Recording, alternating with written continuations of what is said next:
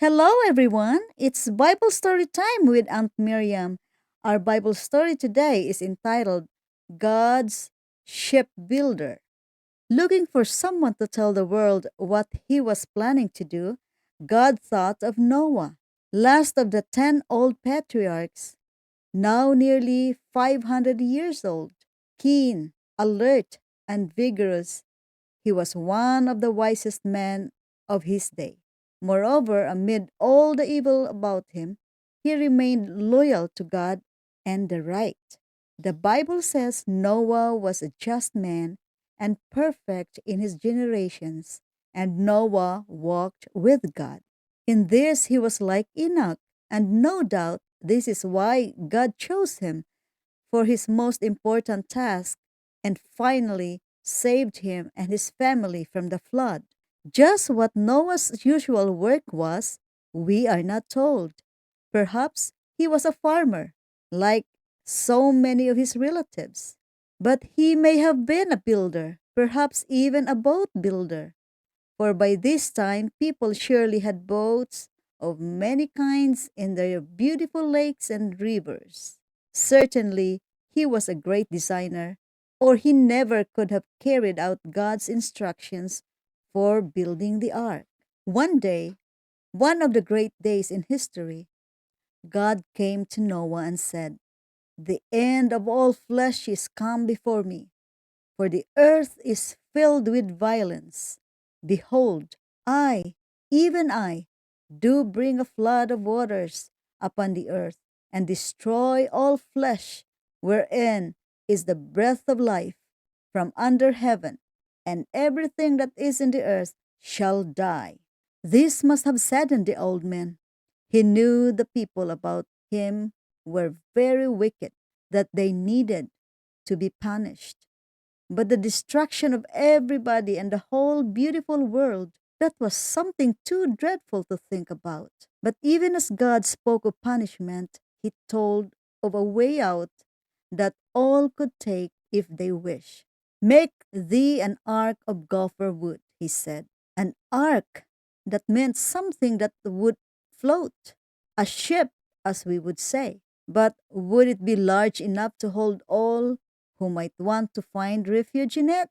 Noah must have been amazed at the figures God gave him to work on. It was no small lifeboat that he had in mind, but a huge vessel, big as modern battleship. It was to be 600 feet long, 100 feet wide, and 60 feet in height, almost as big as some of the ocean liners today.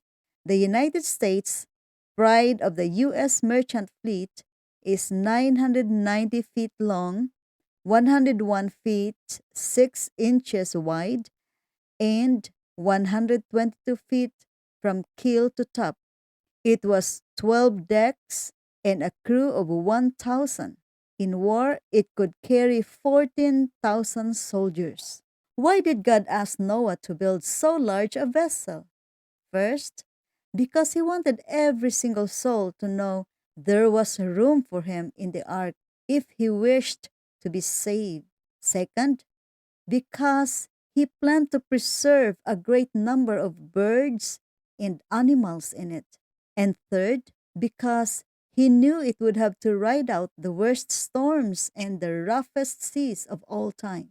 After Noah was alone, he must have thought a long time about what God had asked him to do. What a lot of trees would have to be cut down and hauled to the building site. Imagine all the sewing, planing, and shaping that would have to be done, and all the men who would have to be hired and paid. It was a huge task for any man to tackle. And then Noah must have wondered what everybody would think when they saw him building a ship 600 feet long. Most likely they would say he was out of his mind, throwing his money away on a crazy idea. But thus did Noah according to all that God commanded him, so did he. People do just that, regardless of what others may think of them when they are walking with God. So Noah started to work, drawing the plans, preparing the lumber, and laying the keel.